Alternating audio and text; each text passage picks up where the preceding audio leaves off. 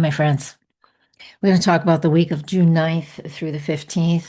Wow, there's a lot going on this week. June 9th is astounding. We have one, two, three, four charts that I want to talk about just for that day. So we might miss a couple, like the 12th and the 13th and the 14th don't have any exact aspects, but um, boy, we have a lot going on. It's going to be a big one. So let's get right to it. So we're going to start with, you grab your ephemeris and you can see it um, because it's just overloaded. If you look at your Llewellyn book, it is just a disaster with like so many that it's shifted to the side. That just tells us that as we come closer and closer to Monday, June 9th, a lot of these aspects that happen, we're feeling them. When I talk about transits, and like having the chart on the screen, and you can see the date and the time in the top left-hand corner. Hopefully I think my face isn't in the way. It records in a different place than I have it. But the point is like you can see the date and the time in the top corner typically, and it's Eastern time. But the reason I'm saying that is because the exact aspects that I talk about is when they're at that's the peak moment. So we always want to pay attention to what's happening before that. So I am recording this, a week ahead of time, well, days before the week. And so you have an opportunity to prep, if you will, as we get closer and closer to any of these dates, because, I don't give them to you on the day. That's for the short YouTube stuff. That is my marketing that gets more people into here. So I really need this support to grow. And so that's where you can get the day stuff on the day. Here, you get it ahead of time. So thank you for your support. Let's get going. Marketing. It's always marketing, right? Always having to push that button. June 9th, the first aspect we're going to talk about is the one that's on the screen, and that's Mercury square Saturn. So Mercury's in Cancer right now. Let's go find it. It's just entered Cancer on the 8th. So Sunday the 8th, Mercury entered Cancer. And go back to that forecast because that's an important one. So go back to last week's forecast. Depending on where you're watching this, you'll have to scroll down just a little bit and pay attention to what I said there, because it gives us that those feelings and that insight where Mercury in Cancer is very in depth and emotional. Okay. So whenever the whole time that Mercury spends in Cancer, it's just 3 weeks. It gives us that opportunity to really verbalize through our emotions what it is that we want. So how we're feeling will come out verbally. And today, starting at just 6:48 in the morning, Mercury at 0 makes that square aspect to Saturn. Mercury, anything aspecting Saturn creates some intensity in a sense that we feel either blocked, that we can't express what we want to express, conversations the day before, especially. So Sunday the 8th, these conversations can feel very heavy, right? The official aspect of Mercury in Cancer to Saturn in Aries, even though the math says differently, that the official square it's not active until Mercury is in the sign of Cancer, and that is at 7 p.m. on the 8th. And so we have a 12-hour period between the time that Mercury is in Cancer in an official square to Aries, Saturn and Aries. And that is just, again, a lot of conversations feel heavy. We feel like there could be roadblocks. We're having a hard time expressing ourselves, but it helps us to clarify the boundaries, helps us to remove the clutter. Because prior to this aspect, Mercury was in Gemini, conjunct Jupiter for a few days. And the energy of that is just an overwhelming and an overload of information. And so if you felt that, now that Mercury's in Cancer, we can step back, shift gears, if you will, to how we're feeling and how the square aspect to Saturn creates a little more of the feeling that I need things to be more grounded and more self-focused. I think that is an excellent way to use this aspect. I love that Saturn has an opportunity right off the bat. It gets infused with some Capricorn energy with this aspect. It's the first aspect it makes in this sign. Wonderful. Brand new energy gives us that opportunity. I'm doing a series on Saturn and Aries, you guys. And so the blog is already on my website, so check that out. And I'm doing a bunch of shorts, again, more marketing, but I'm doing a boatload of shorts. I'm going to be doing a couple a week over the next few months. So check that out over on my website, as well as go over to YouTube or my Facebook business page. It's on Instagram and TikTok too, but those are the other two. The first two are the ones that are the best, in my opinion, for what I'm doing there. I'm going to be doing a thing on Jupiter entering Cancer, but let's get to that chart next. Maybe that's not next. What's next is Venus square Pluto. So there's some intensity there. Intensity, there we go, in that regard too, because Venus is in Taurus. She's at the she's just entered Taurus recently, and she's in her own sign here, so she feels very comfortable there.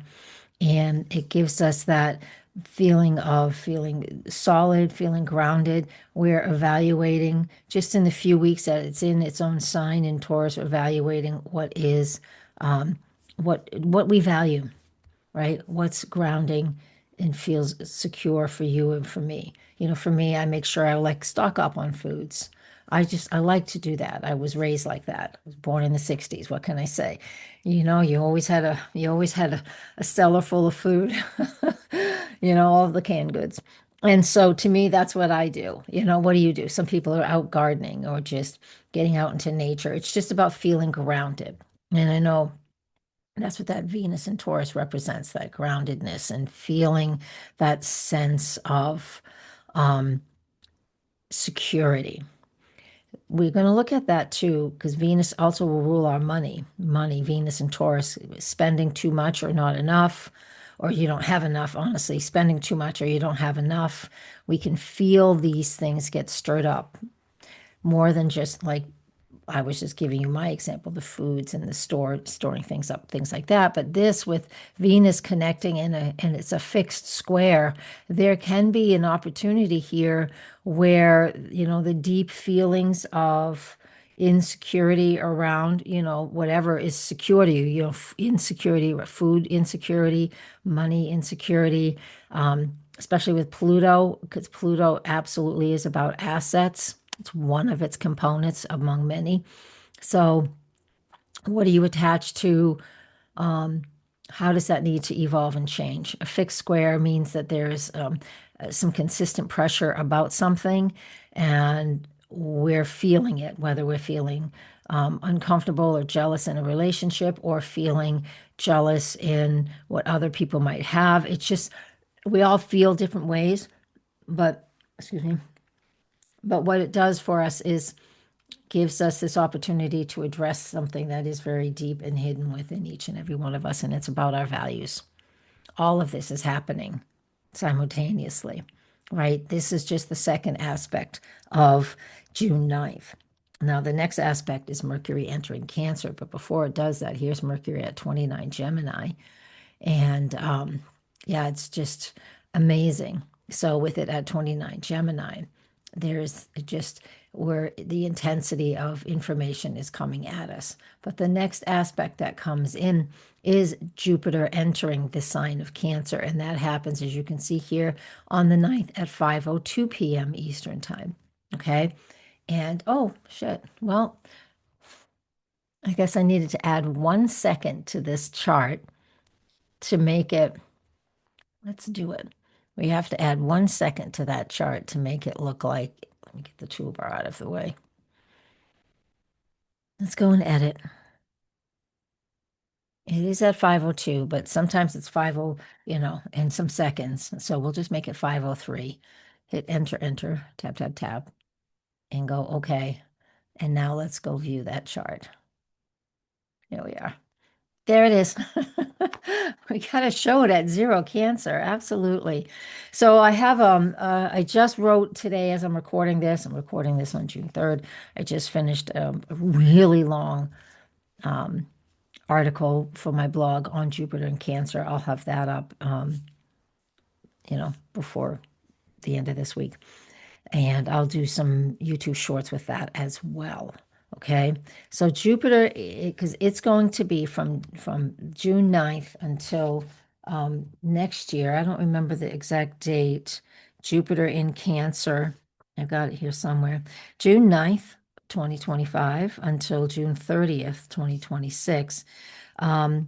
Jupiter will be in the sign of Cancer. And there's a lot to talk about with that. Like I said, that blog is on my website. Please make sure you're on my newsletter email list. Sometimes people get bumped, so come on back if you're not there yet. The big picture here is the shift and the focus on family, our emotional nourishment, the growth that comes through that caring, nurturing energy, our emotional, our family security over the next year. We're meant to really feel the depth of our family connection and nurturing and connecting with others. It's super important. I want to see if I can grab some of my article because I wrote it went pretty good. Let me go grab it. Oopsies, we stopped the share by accident. Sorry about that. I'll go grab that article and just to get some a little bit of insight there on what's important with that Jupiter in Cancer, because I just have I'll just get a summary of the oh my gosh, it's almost 1900 words. So Jupiter in Cancer, it's there once every 12 years. So this is that nice special opportunity for us to really dig in deep for what family ties mean to you, your family security, really important. The alignment with what your values are now, because that does morph and just expand into whatever is new, just like having a new member come into the family dynamic shifts and changes. Or if somebody leaves, or if you make if somebody passes, over a year's time, that Jupiter in Cancer gives us that big opportunity to connect with what really truly matters in ourselves, around our home, around family, and that emotional connection with all of these things that matter to us, our support for who we are, our support for our family, and how family supports us. So those are some of the bigger phases and the bigger pieces of what it represents, because home and family will take center stage. It should. There's a lot going on. So you want to find where your core is. What is where do you stay in the center when you have to go out to work, out to friends, have to deal with politics, have to deal with your career, all those different things. Where do you come back to? You come back to your home. You come back to your family. Even if you live alone, whatever that looks like. We all have our own stuff. And it's just important to pay attention to that. And, even on a a side note, these forecasts that I do here for you guys, I want to keep these things personal because I know there are headlines, and the United States is a cancer country, and it is going to and is currently in such a breakdown, and things are just everything is just a mess right now. And that's we all expected it, the Pluto return. But now that Jupiter is in Cancer, the political implications of this is still connected to our home, our family, our national identity, our safety, right? And so, and I get that, and it's very true. And I could get a lot more attention if I talked about politics on my platforms, but I don't want to. I mean, I have my own beliefs. You have your own beliefs, and sometimes they don't align, and I understand that. I'm a Gemini. I want to help people, you especially, to stay in alignment and how to use the energy on your personal level. Okay. You'll go find those other people that talk about it politically and stuff like that if that's something that you like. But I don't want to talk about politics. That's just not for me because I just don't want to. I don't want to get into that whole platform. It's just too much for me. It's obnoxious. And I want to make sure I'm on the right screen here. And I don't think I am. So let me double check that my share is. Sometimes it's hard to tell what I'm sharing. Here we go. Awesome. There's just been a few changes on this. Let's view that last image. And we go back to that Jupiter and Cancer. And so that's what we got. Okay. And I went a little bit rogue on that, but no worries. There's a lot to talk about. This is my solar return chart too, by the way. Yeah. Anyways, back to what's next on June 9th. So after Jupiter enters Cancer, the final aspect that I want to talk about is Mercury square Neptune. And so there's Mercury at 2 and Neptune at 2. You know, Saturn and Neptune are kind of hanging out for the whole year into next year, but so they'll separate a little bit. But anyways, that Mercury in Cancer square Neptune and Aries, that's you know, Neptune and Aries can be pretty direct now, and Neptune's not accustomed to that. So it's still getting used to being in the sign of Aries, still used to that persona that it has to work through, that Aries go getting. But with Mercury, it'll move really quick. Just a day or two, we'll feel it. We'll feel it on the 8th and the 9th, and then it will be over with. But confusion sometimes will come up because this combination of Mercury in a very sensitive Cancer sign with Neptune, which is typically very sensitive and feely, but it's in Aries, so it's just really going straight for what it wants. This is something that we're learning about. It's going to be very egotistical for a lot of people, but generally speaking, this is something that a lot of us are learning about is how to be, what's to have your own agency and speak up for yourself is what this aspect can do, especially when you're so used to not doing it, right? So today, another thing really minor that could go on, especially since we have the moon in Sagittarius, and we've got this massive double yod key going on here, which is quite unique. I'll talk about that in a second. But with that Mercury in Cancer, we can, and Moon in Sagittarius. Yeah, I guess I will cover it right now. Add a quincunx, and then that quincunx is that Venus, and there's that yod, and then there's another yod. It's a configuration of patterns.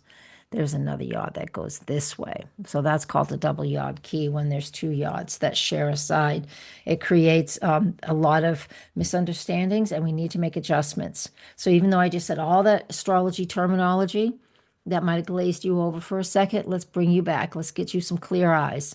What all of this means on the screen is that we could be misunderstanding something, misreading something, and it's okay to make adjustments. And if you have to apologize, apologize. If somebody else needs to, accept it. There's always limits, boundaries. Saturn's hanging out in here. And so, but the point is, with all of that going on the 9th, Lord God Almighty, it is a fucking confusing day. Sorry, I have to swear because it means a lot. It is it's a lot going on that day. So if you're feeling overwhelmed, this is why. Hey, some of you might love this, and it's just like, yeah, I've got this to do. I'll do it. All right. I wanted to do that, and now I need to make a shift because something else showed up. All right, let's do that. Be as flexible as you can. When we have configurations like I just showed you on the screen, we have to be as flexible as possible. So important to be able to do that. And there's just big power struggle. If we look over here at the declination, like we need something else to look at, right? And I haven't even gotten off the first day of the week. The moon and Mercury are both out of bounds, so they're feeling very hyperbolic. So true. And And then this is Jupiter and the Sun are parallel, so like they act like a conjunction, and they are contraparallel to Pluto, acts like an opposition. All of that means is that there is just a lot of energy in the sky that is pushing us to our limits. Do your intentional breathing, find the things that help ground you, and move into that. That's what we want to do. Helps to make things feel right. Here's the exact aspect between Mercury, Pluto in that quincunx. If I go back one chart, you can see that Mercury and Pluto are already in the applying aspect of the quincunx, and the Sun is activating it and creating that pattern that's called a yod, and down to their double yod key. So here's the exact moment that that happens. That's June 10 at 1:13 p.m. in the afternoon. That miscommunication between Mercury and Pluto. Something is off. Conversations feel uncomfortable. Adjustments are needed between, what you're saying and what you thinking you understand. It's just a lot of misunderstandings. And since Mercury's in Cancer, and like I said, it's out of bounds because it's out of bounds when it's in Cancer, it just feels like we're having a hard time with clarity because there's too much emotion involved. So there's something super dramatic going on this day. It's my birthday. I'm now an official senior citizen. 65. Who fucking would have imagined? I can't even imagine. It shows though when I don't have a filter on. Needless to say, I digress. Let's move on. The next aspect that we're going to have is on the 11th, and that's the full moon in Sagittarius. That's a lot of fun. I like it. I love Sagittarius moons. I'm happy to have it as a solar return moon, which is wonderful. If you've never had a solar return chart, don't forget you can always book them. It's on my website. It's a snapshot of your astrological birthday. And it's not exactly the same day you're born most of the time, because my astrological birthday is on June 9th, even though I'm born on the 10th. So it's a great snapshot so you can see like a theme that will run through the year. Back to this aspect, full moon in Sagittarius. It's lovely because full moons in Sag, we get it once a year. It is an awareness around, what we believe in, what our faith is, and what we believe in. That's the Sagittarius energy. It's it loves to explore and play, feels feisty, feels dynamic. Now you can have a Sagittarius moon in your birth chart and not feel those things, but you should be. You should be more adventurous. No matter what any limitations you feel like putting on yourself, you should still be somebody who wants to learn more, wants to express the truth, do your authentic self. Pay attention to how you are seeing things and what you believe in. And here's opportunities as well to even shift some beliefs around things. So, with the sun in Gemini and the moon in Sagittarius, and I've already done the in depth full moon with the blog as well. You guys, this is all I do is write forecasts for you guys to read, make videos for you guys to see. Thank you so much for your support. And so it's my living. It's not always a good one. It's not. Things are quiet these days. I think people are afraid to spend money. It's just the truth. We have this full moon in the halfway point of the north and south nodes. And so that creates an activation of the eclipses that we have in March and coming in September. So go dig deep into that full moon forecast, okay? You can find it wherever you're able to watch this. You just scroll around and you find it. And I posted that full moon forecast just I think it was the last day of May. So you go find that and it will give you even more in depth. Now, we also talk about the lunar gestation cycle in the big forecast, but let me go grab those just as a quick aside for right now, because I like doing this for the weekly forecast too. You guys have always been quite interested in the lunar gestation cycle. And I'm going to go grab that. Here's the lunar phase. Do the current one. Make sure that's highlighted. It is. The lunar gestation cycle is just a 3-year cycle. It starts with a new moon, and in 9-month intervals, we have a new moon first quarter, full moon last quarter, back to the new moon. That whole process takes 3 years. And so when we get to a full moon, we're at a culmination where things are at a peak, a culmination. And, from what something we started at our new moon time frame in Gemini 18 months ago. It wasn't a new moon in Gemini, it was the new moon in Sagittarius 18 months ago, and that was December 12, 2023. We had a new moon at 20 Sag, and that's really close to this full moon, which is the same place, 20 Sagittarius. What did you initiate? What were you journaling about? Now that you have some hindsight, what did you begin back then? Has come to full awareness, to a completion, and where you're at. 9 months after that was September 11, 2024. When we're at that first quarter, and that first quarter meant we were working hard towards our goals, the goals or the projects or the things that were started at around that new moon in December of 2023. And again, now we're at the full moon, which is a complete and total culmination of everything you've been working on for 18 months. We're halfway through the cycle, but this is the apex of the cycle. Just like this full moon is the apex of the current monthly lunar phase. All right, 9 months from now will be March 11 when we're at the last quarter. They're all between, these ones are tight. They're all between 1 degree, so 19 and 20 Sag. So you're going to find that in your chart anyways, right? And keep that in mind because that just gives us a lot of insight. But again, if I was to make in a second paragraph, which I do in the written forecast, this eclipse is also, this full moon is also squaring the lunar nodes, which means it is halfway between the eclipses we had in March, which were at the end of Pisces. Here, I got them right here. I talked about it in the other thing. It was at 23 Pisces, and then the one in September will be 23 Virgo, and the one in September will be at 15 Pisces. And so they're full moons. We always pay attention to the full moons in this pivot point of full moons. And I know that's a lot. I tell you, this week is a big one. It just is. It's going to be a half hour long, and it's just definitely big. Then also on the 11th, we have Mercury in Cancer, just sextile Venus and Taurus. Sweet, easy, nurturing flow.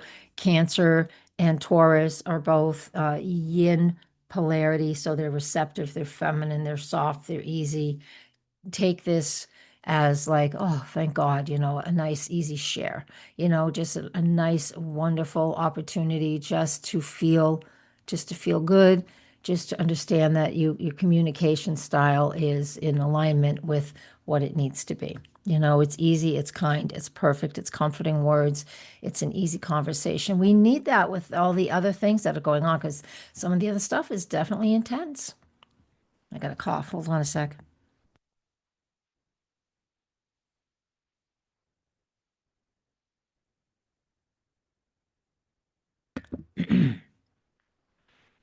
Allergies are heavy, but I'm not coughing like I used to.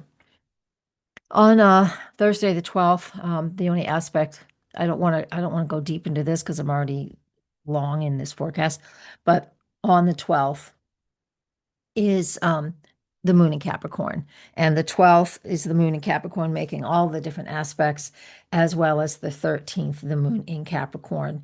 And on the 14th, the moon enters Aquarius at 7 a.m. So on the 12th and the 13th, while the moon's in Capricorn, we want to feel grounded and acknowledge what's going on around us. It's that moon in Capricorn. I like this one. I own it.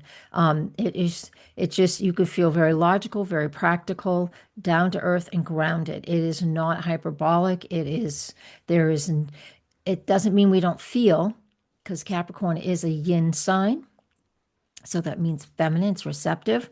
But it's like the grandmother who has seen it all and there's something crazy going on and she's just cool as a cucumber and is just dealing with it. That's how we can be on the 12th and the 13th. We need to pay attention to being, not that we have to be stoic, but just observe and know where you feel grounded. There's a lot of shit going on politically coming up to this. So pay attention to that, especially in your own heart, because we have Mercury square Uranus coming up. You can see them right here as they're getting closer and closer. You can tell over here in the aspectarian. Here's Mars and here's Uranus. They're only 1 degree apart, 1.5 degrees apart on this date, on the 12th, because they're exact on early in the morning on the 15th. So we are in a lot of pressure and tension. There's a lot of pressure going on right now between Mars and Uranus. The whole time I've been talking about everything else. Yeah, I know. It's a bit much. So while the moon's in Capricorn on the 12th and the 13th, let's grab the 13th chart. Here's the 13th chart. The moon's starting to come back down out of being in height of out of balance. Do that.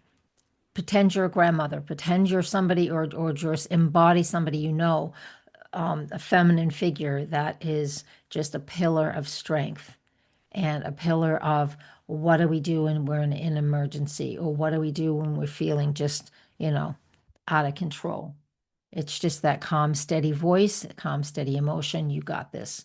We all have this. We can do it. Here is the 14th. Yeah, one more time. And Mercury entered Aquarius at 7 a.m. and makes its conjunction to Pluto at 1:30 in the afternoon. There's an awful lot going on in the country on that day. We have the parade, the military parade in Washington, D.C. We also have Pope Leo in Chicago. There's a boatload of No Kings protests all over the place. It is, we're heated. We're heated. There's a lot going on. And it is just going to get, a lot of things are going to get stirred up. And that is and comes down to this Mars Uranus square, which these guys, they're fixed. So it's like a tipping point, and things, things finally shake up. This energy here, I'm going to give you the real nuts and bolts of this, is rebellious and bold. It's unpredictable. It feels frustrating because Leo is a fixed sign, fixed fire, and Uranus and Taurus is fixed earth. It's just about done with Taurus, but not quite yet. And so when these guys come together like this is just taking a risk. Things are being risky. We have to be careful that we don't push beyond our comfort zone, but we might. It can be radical, and it can create a lot of tension. Now, that sounds like scary, I guess. Avoid reckless behavior.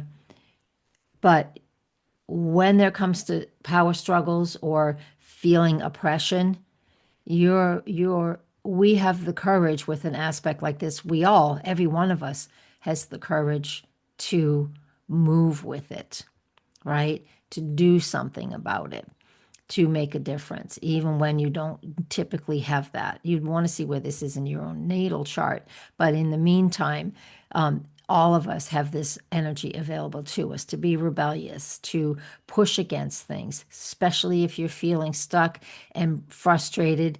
But be on your toes, be on your toes. And just so you can pay attention to what's going on around you.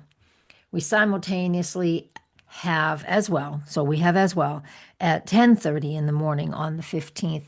What is this? When Jupiter makes the square to Saturn. So Jupiter and Saturn finally square off.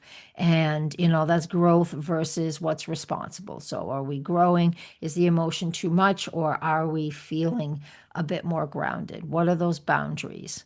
So it's hard to feel where we want to restrain ourselves, Saturn, or we want to just get out there and be more expansive, that Jupiter energy.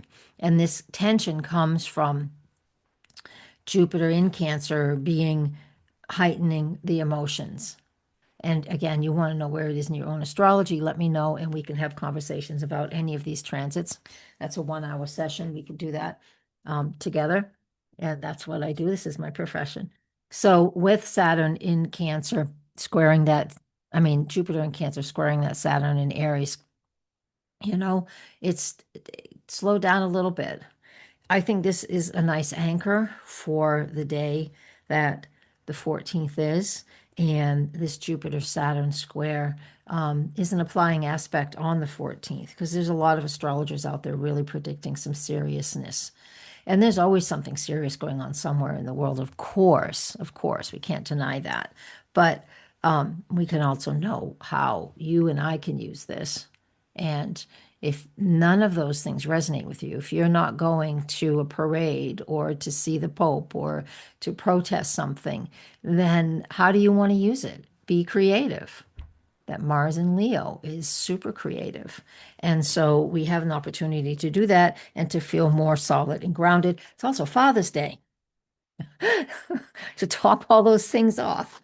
It's like, wow, that was a week. And I told you it was a week, and it is just immense and intense. And I'll stop the share now. Right? Holy cow. Oh, I hope I didn't overwhelm you. I just, I mean, putting all this together, it's like it boggles my mind that things are moving so quick and the way they're moving is just astounding to me. Okay, I'll just leave us with that. I've already told you what I feel. Okay. Blessings, everybody. And comments below. I always read them. It's just me. I don't have an assistant. Me, myself, and I. Blessings, everybody. Namaste.